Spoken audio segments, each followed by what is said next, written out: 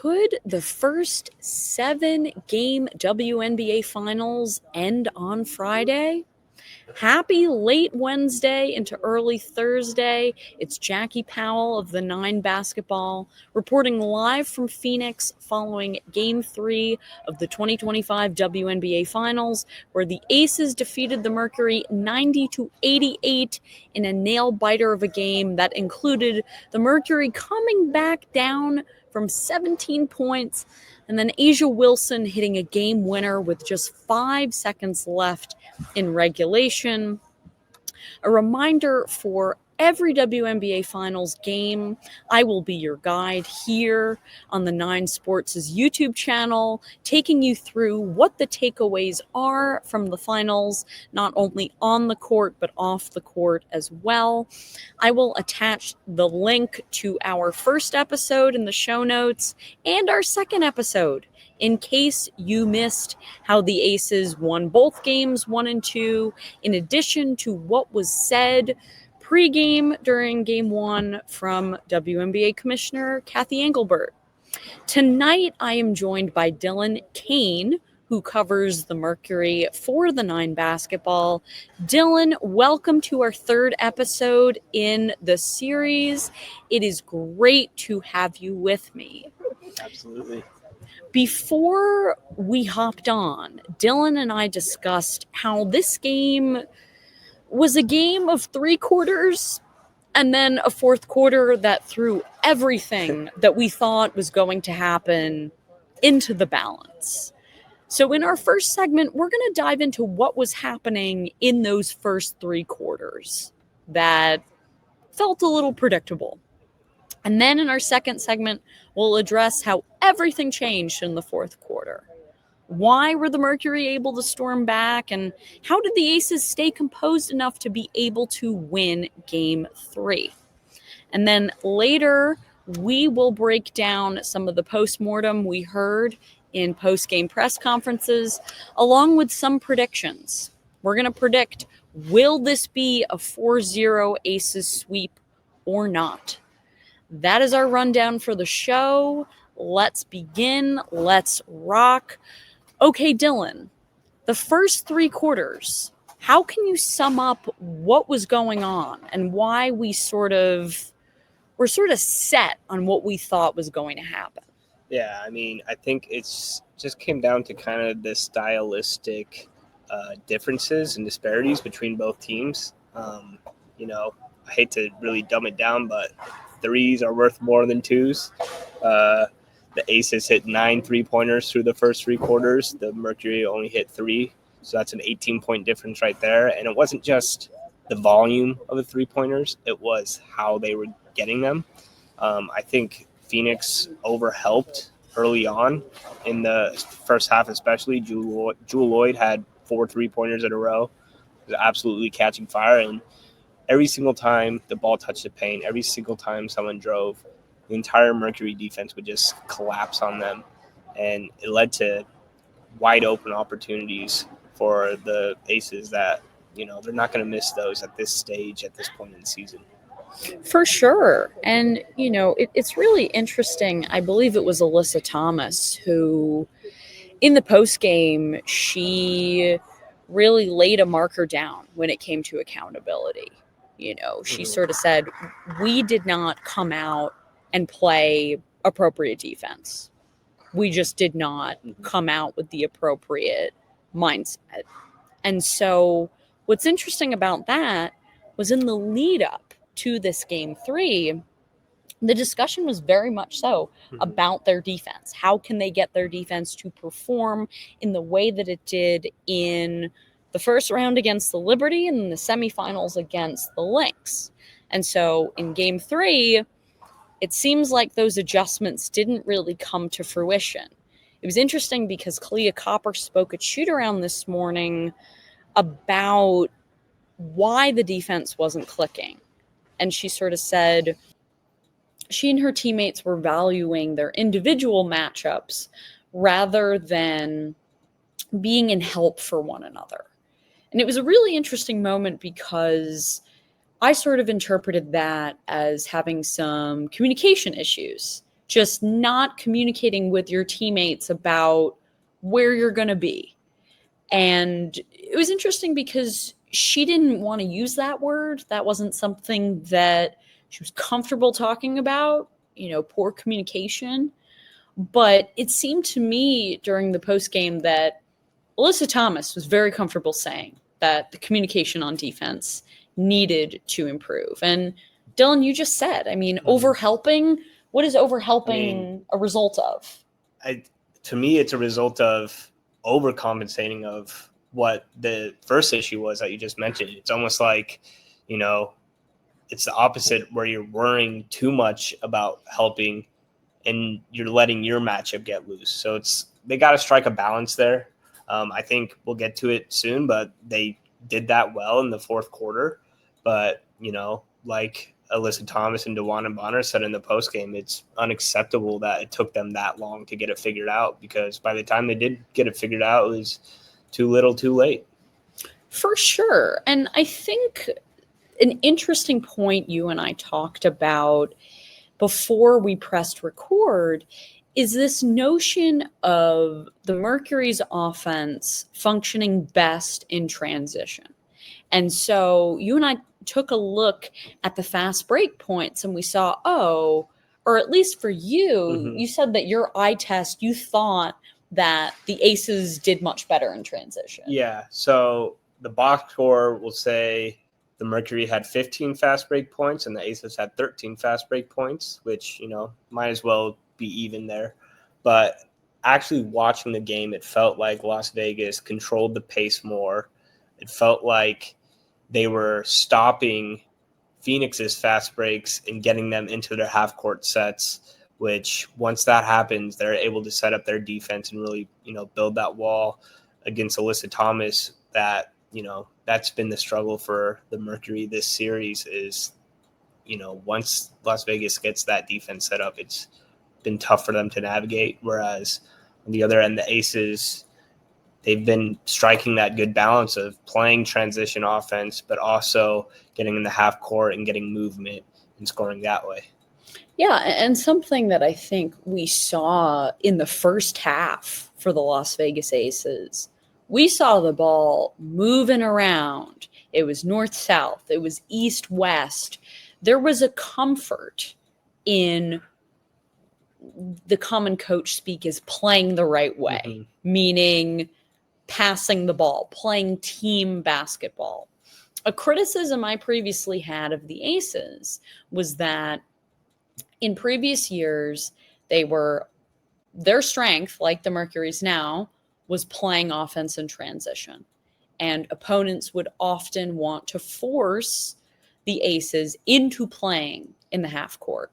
But this 2025 version of the Aces, you can't do that because they seem much more poised playing in the half court. Yeah, I think a lot of that comes down to personnel. I think adding Jewel Lloyd and Dana Evans is huge for them because now you have a four-headed monster at guard once you add in Chelsea Gray and Jackie Young, where all of them are going to be fresh because you could sub them in and out. You could play them all four at the same time, and that's almost impossible to guard, it feels like. It might kind of lack a bit on defense, but it's impossible to guard when you have, four players who could all dribble the ball. They could all make plays for themselves. They could all get it into Asia Wilson in the middle, and they could all shoot the ball very well like we saw tonight. So I think that's something Phoenix hasn't seen in these playoffs. So we were talking about Sabrina being banged up in the first round, Natasha Cloud kind of being hot and cold. In the second round, it was, the Lynx have Courtney Williams and Heidemann and K-Mac, but that's still a very different, I guess, play style that those three guards have compared to what the Aces have been doing this series. And, I think once you throw in Asia Wilson with that group of guards, they're able to complement each other so well. And, I think that's really what has gotten the Aces to this point in the series up 3-0. I also think defensively, although this has not been a very defensive series. Yeah, absolutely not. But what I will say about that is the Aces, and this goes back to your theme about personnel, the Aces, they are the first team the Mercury have faced in these playoffs that can really challenge the inverted pick and roll that the Mercury love to play with. And so, as you just noted, the Aces have these guards that not only are versatile, but they have a little bit more girth. They can handle some of the physicality, some of the contact, because they're strong and they're switchable. Yeah, I was about to say, it allows them to switch everything. Absolutely. Absolutely. So I think also when it comes to discussing the first three quarters and just some of the offensive struggles for the Mercury, when you get them in the half court or the quarter court, a lot of this is about your spacing and how great can you take advantage of mismatches and about finding, the open person. And so I think it's worth noting that while DeWanna Bonner had a 25-point performance off the bench, production has slowed from Sammy Whitcomb, who is someone who throughout the postseason and the regular season helped the Mercury with that math problem that you were talking about. Yeah, it's totally give or take because, you look at the Mercury who have, they've on one hand, they've given up 90 points per game for the first three games. And with Natasha Mack, their center, you can't play her and Alyssa Thomas on the same court together of time just because you can't have two non-shooters out there. But at the same time, Natasha Mack has really helped out their defense. And subbing her out, typically they're putting Whitcomb in for that three-point punch, that spacing that you mentioned. But obviously Whitcomb's been dealing with an injury, and, she's just not the same player, unfortunately, for them. Tonight, she played 25 minutes, 0 for 4 from three-point range. It's just something that they thrived on in the first two series of the playoffs, and it's kind of putting Nate Tibbetts in a bit of a hole where he doesn't really have another answer off the bench to kind of, fix that math problem like you're talking about.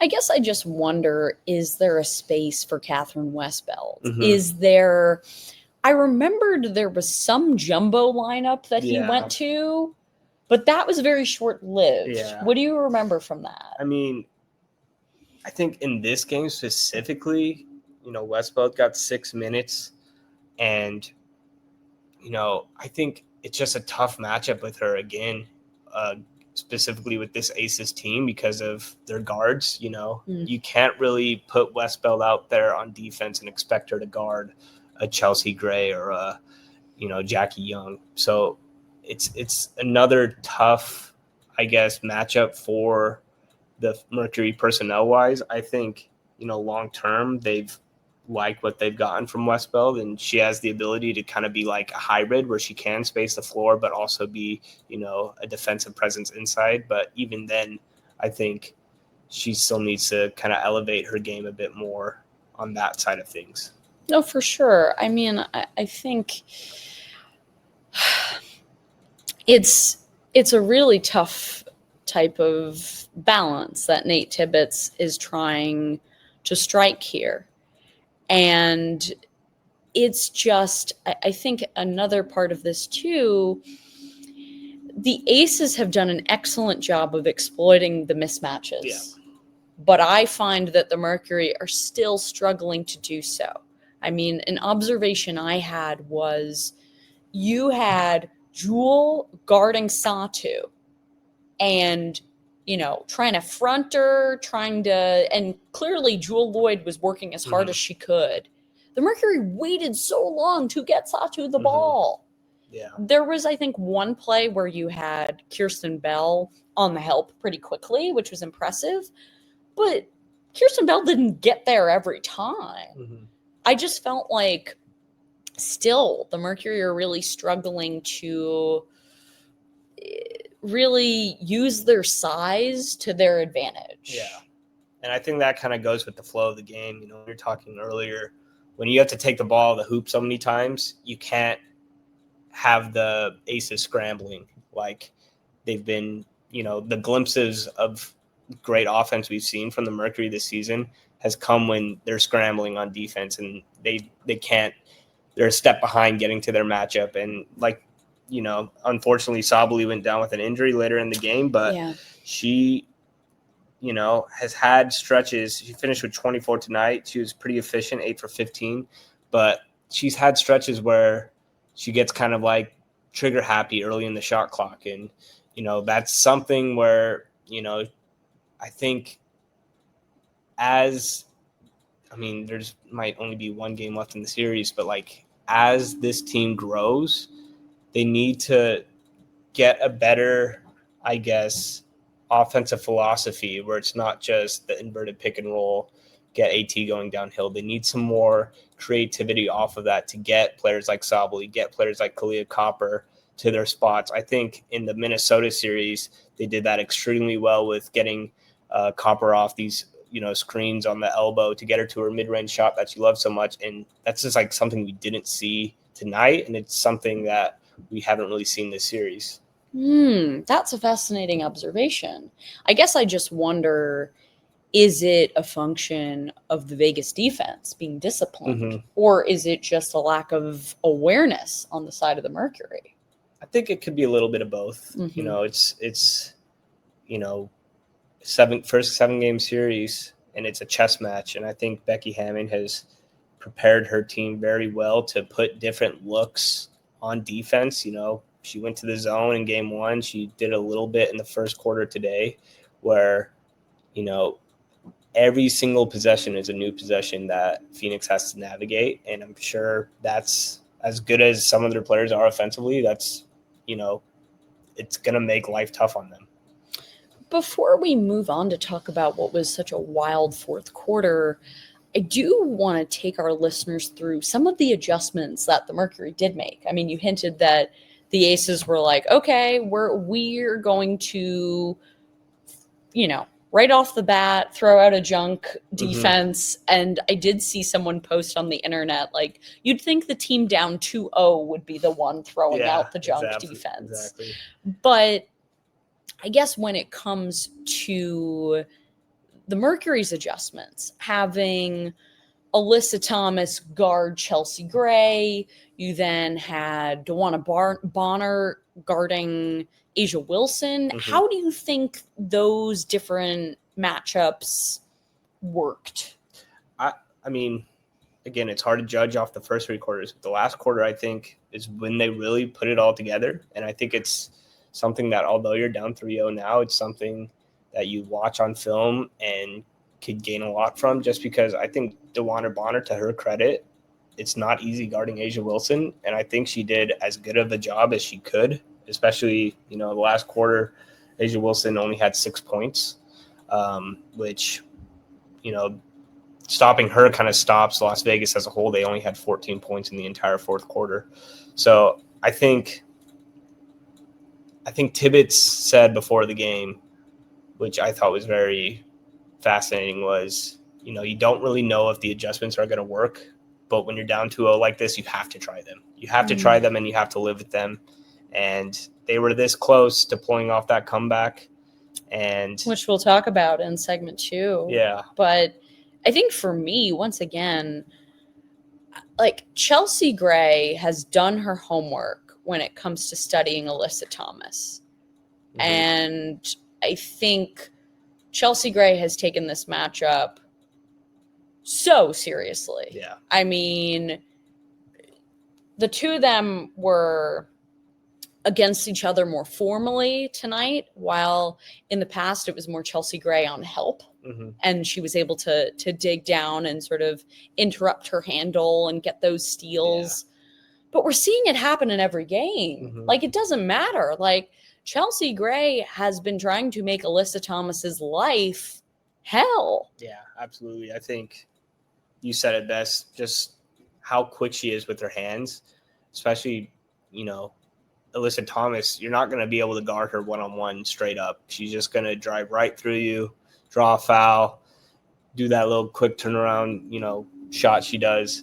But, like you said, Chelsea Gray did her homework. She knows what's going to work. You have to be kind of, off the wall when it comes to preparing for a player like Alyssa Thomas. So, I think you said it best. The just veteran mindset right there from her. It's interesting because Becky Hammond made a point about how when you're a taller player, when you're a bigger player, your dribble is a little bit, it's higher as a result, right? You have a better window to poke the ball loose. Absolutely. They seem to be exploiting that at every turn that they can. And that's 100% something that they talk about, going into the series, during the series, even after tonight. They're going to keep hammering that point because, again, Alyssa Thomas is a hub just like Asia Wilson. It feels like if you could stop Alyssa Thomas, you could stop the entire Mercury team. That's definitely been a thesis of this series. Mm-hmm. Now, we're going to take a quick break, but coming back, we're going to dive a little bit more into what was an absolutely explosive game, or fourth quarter, rather. And, the Mercury almost completed what they do best, which are these out of nowhere comebacks. Yeah. But that's what we'll be talking about coming up. Stay with us. And we are back. I am here alongside Dylan Kane. I'm Jackie Powell.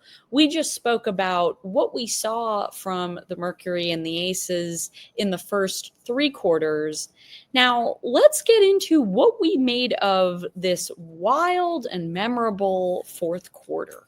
So, Dylan, what stood out to you in this quarter? And also, I think we probably need to review what happened to Satu Sabally, which was really scary and really very sad. Yeah, and I think, that's a good point to bring up because I feel like that's kind of where their run kind of kickstarted. The Aces had a 17-point lead, their largest lead of the game going into the fourth quarter. And it's one of those things where you kind of just have your mind made up already, especially us as, writers like we are. We're already preparing what our angle is from the game. And the Mercury just said, hey, screw that, rethink everything, So they came out, they're kind of, they cut it to single digits. They're kind of around 10. And then Sabally goes down. I didn't exactly see what happened from my angle, but it's an apparent head neck injury. We didn't really get a lot of clarity post game about what exactly happened to her. She was on the ground for several minutes, had to be helped off the floor, which, it's just a look that you don't want to see any player go through. And,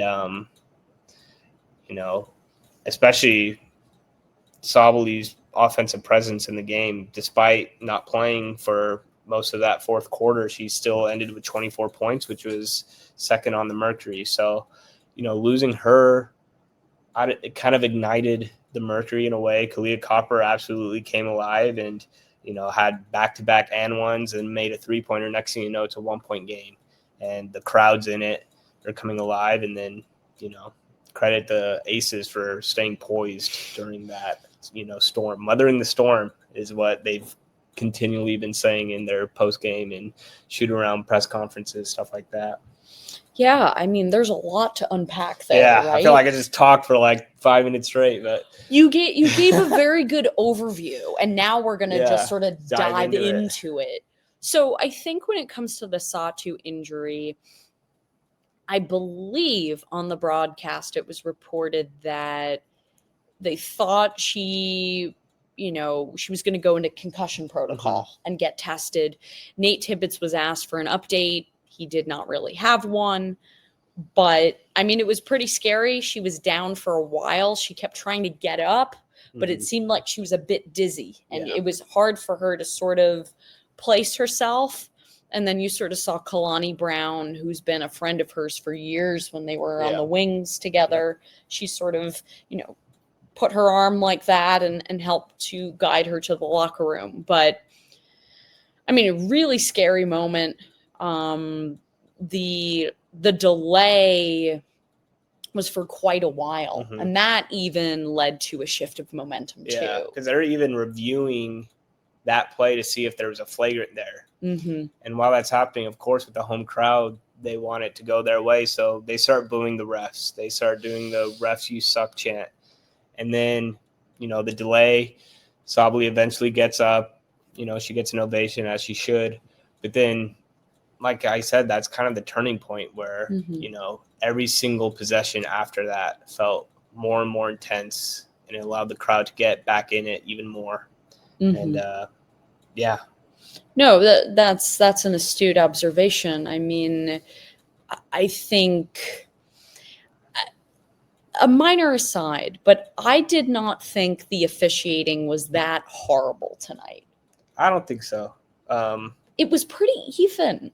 There were some, I think, Nate Tibbs got a technical foul. I believe it was in the first quarter.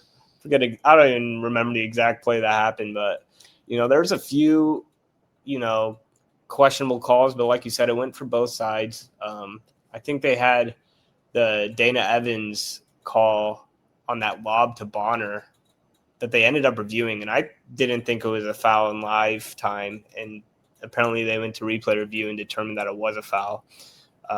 So, again, Dana Evans ends up falling out. Alyssa Thomas had 5 fouls. Bonner had 5 fouls. And Alyssa Smith had 5 fouls. So everyone's in foul trouble. It wasn't one side or the other. So exactly. I mean, you take a look at the personal fouls. The Aces had 24. The Mercury had 21. That's pretty balanced. Yeah. You look at the free throws. Phoenix attempted 31. The Aces attempted 25. Mind you, the Phoenix attempted 31, but they still made just 23, which was the same amount as the Aces. So Mercury very, very much struggled at the free throw line. Tibbetts said post-game that, they're usually a good free throw shooting team, so he's not that concerned about it. But, again, they left a lot of points out there on the free throw line. And just a lot of opportunities, too. I mean, a lot of those offensive rebounds in the first 3 quarters. But anyway, that was a little bit of an aside. Moving back to sort of what we saw in the fourth quarter. So, okay, Satu Sabally is down. Remind the listeners, what was that response like? It seemed sort of like a 1-2 punch of DeWanna Bonner and Clea Copper. Yeah. And, they really did take over the game. I think somewhere in my notes I was writing, it was probably in the third quarter, Clea Copper had like 4 points on 7 shots. Yes. And I'm just like, where is Clea Copper? That was going to be one of my main points, going, forward, writing about this game. But she ended with 17, absolutely came alive in the fourth quarter, finally hit some threes, got to the line, of course, and they've been calling her the thermometer of the team, this whole postseason run, this whole season. She's one of only 2 returning players from last year's roster. And, I think she really rallied the troops. And unfortunately, they just came up a bit short in the end. Obviously, Asia Wilson, we haven't even gotten to that part yet. Game-winning shot. We'll get to it. We'll get to it.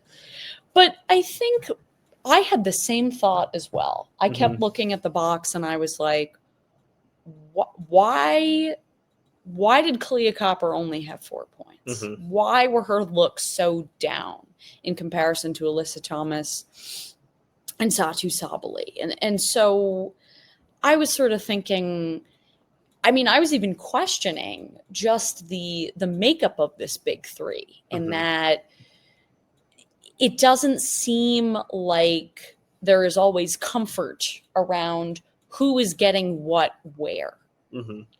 Especially when you have a player like Clea Copper that can be incredibly efficient just because of where she is most comfortable on the floor. Although this isn't just an issue just related to the Mercury. I mean, I think it happens on other teams where you have a big three and you have a lot of talent. I mean, I covered the New York Liberty. There were many times when the narrative was, where are the looks for Jonquel Jones? Yeah.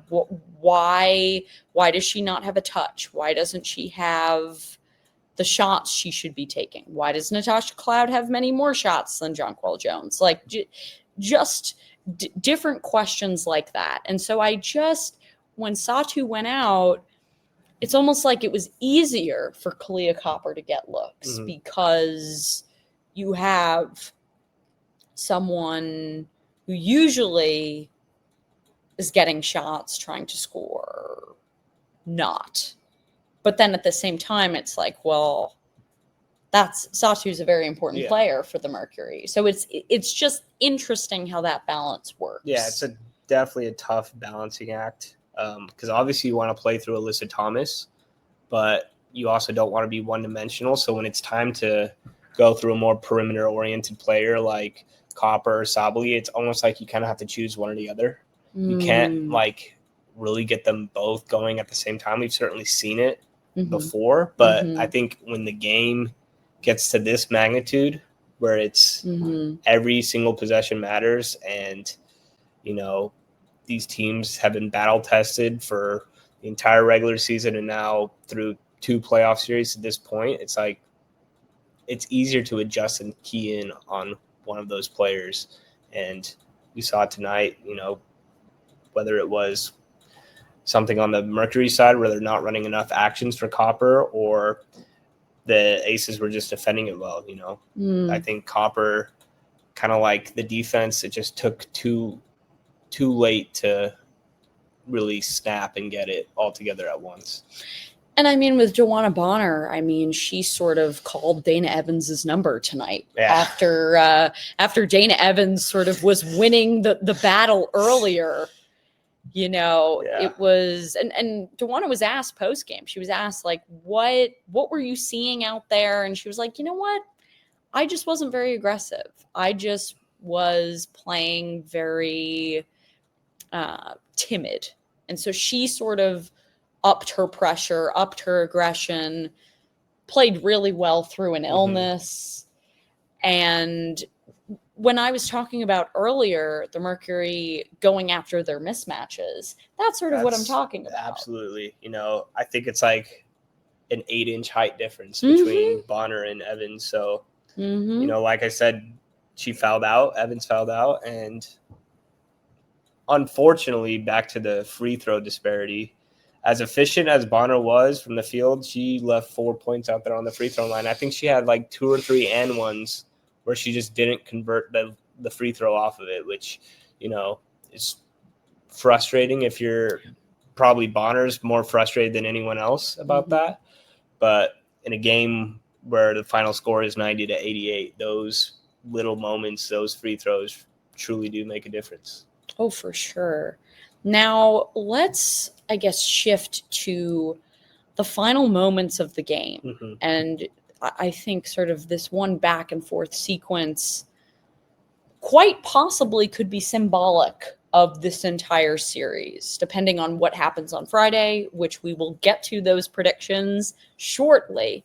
But what I'm referring to is Alyssa Thomas. She gets a look at the hoop. I believe how much time is left here. It was 19.8 seconds. She gets a look. She misses a 6-footer, right in the paint. And then afterwards, the Aces then later call a timeout after a Jackie Young drive. And then Asia Wilson makes a very difficult shot look easy with around 5 seconds left. Yeah. Chaotic is the first word that comes to mind. Just that ball comes off the hoop, that Thomas shots. I believe it was Gustafson that got the rebound. Yep. Everyone's thinking, you look at the clock, you don't see the shot clock on. Everyone's thinking, are they going to call a timeout? Or are they going to let it ride? And at first it looked like they're going to let it ride. They got the rebound with 17 seconds left.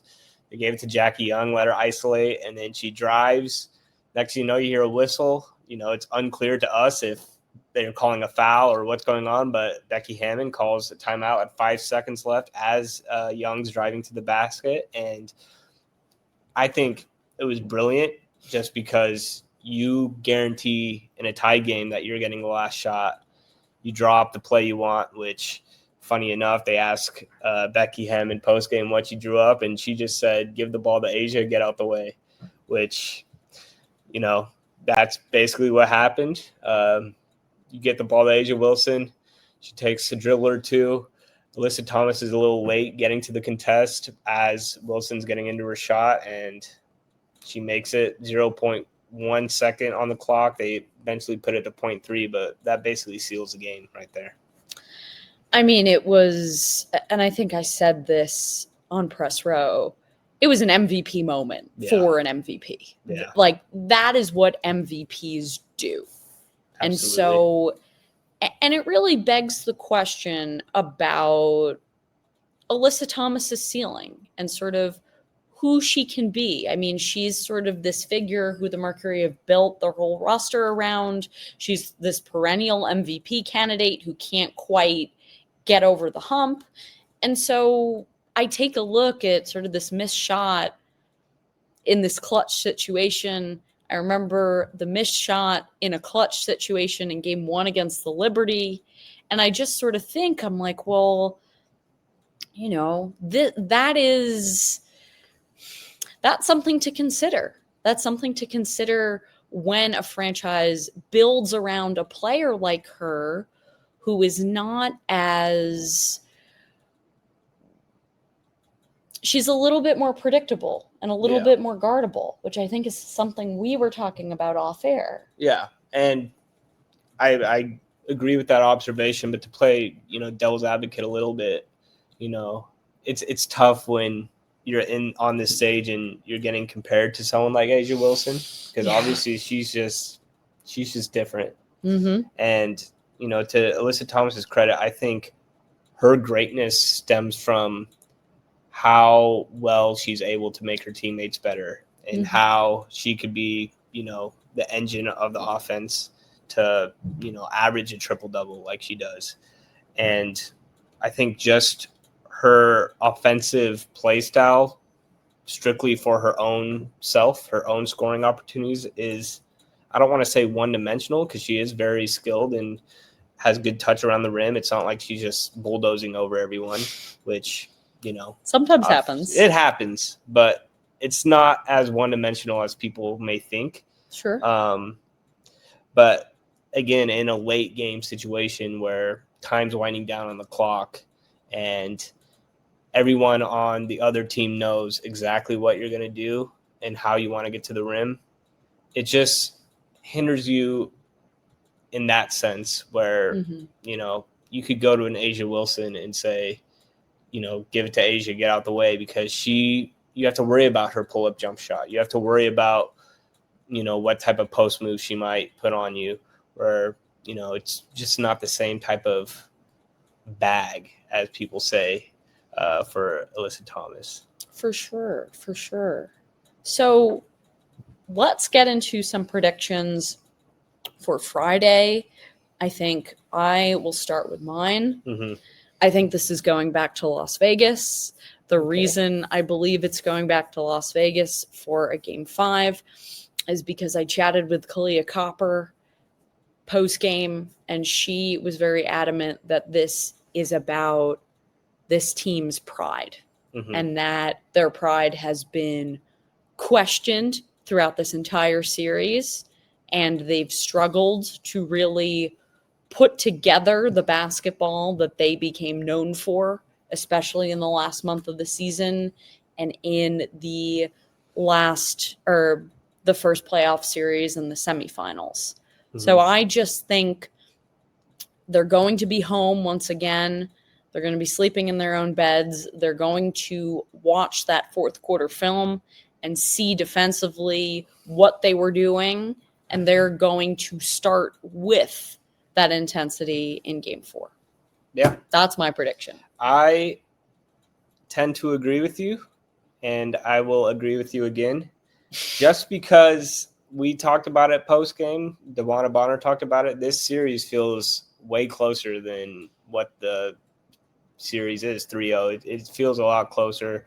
There's a couple play swings in Game 1 and tonight in Game 3 where it could be a 2-1 series going either way. So I think the Mercury have shown that they have the fight in them. They're probably thinking they're going to come back and win the series, as they should. Every game's a must-win game for them, regardless of if it was Game 1, Game 2, Game 3, or tonight. The only thing I worry about is what a loss like this, when you throw that desperate punch at the end and you still come up short, what that does to the morale. And I know you could say all the right things in the post game about, your pride's on the line, but at the end of the day, you don't know how that affects the entire team, especially, after you sleep on it, you get 1 day of rest and you're back out there. And I think if you're the Aces, they're equally as hungry to close it out now and, cement themselves as a dynasty. Also, there's Satu. Yeah, absolutely. It's very questionable if she's even going to play on Friday.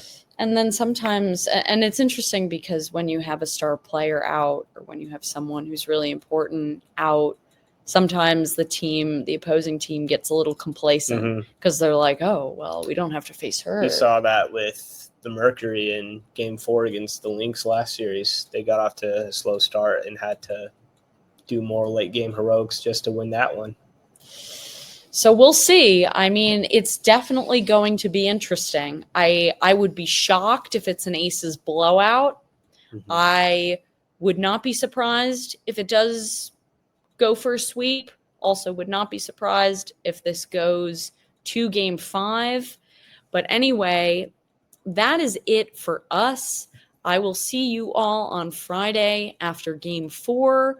Will the Mercury's pride come to play on Friday? We will just have to see. This has been Jackie Powell and Dylan Kane. And we are signing off. Have a great evening.